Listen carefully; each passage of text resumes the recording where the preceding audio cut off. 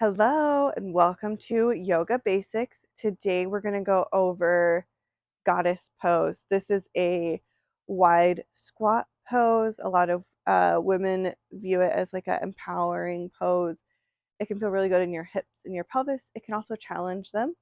So when you're ready, go ahead and take a really, really wide stance. Like you're going as wide as you can and still feel sturdy on your legs. So you don't want to go so wide that you feel unbalanced or too much pulling in your inner thighs, but you don't want to be too narrow and not have enough space to get your squat. Um, so once you have a good steady base and you figured out where you want to start with your hips, turn your feet the other way so your toes are pointing to the edges of your mat and your heels are pointing in towards each other. When you're ready, inhale, bring your arms overhead. Exhale through heart center, squat down. You can just hold this. You can do goddess pulses. You'll see that in some of your like power yoga classes. Extra challenge mode is coming up onto your toes.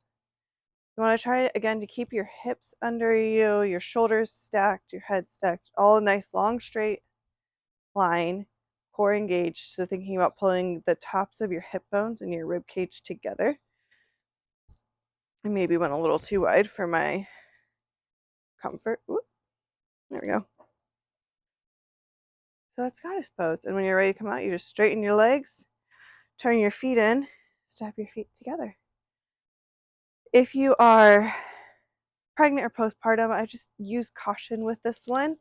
And you can always do a smaller stance. So even as I started off nice and big like this, when I was pregnant, my goddess was probably more like this. And then you can even get more depth, potentially with a narrower squat. It's always kind of up to you and what feels good in your body. I know that can be a not helpful term. So when I define good, I guess it's not painful, it's not pinching. I'm not like counting down the seconds to get out of the posture. When I say it should feel good, like there's a little bit of a challenge. You can feel your muscles engaging, but you're not about to fall over. You're not desperately waiting for a 3-second pose to be over. Josie, hush.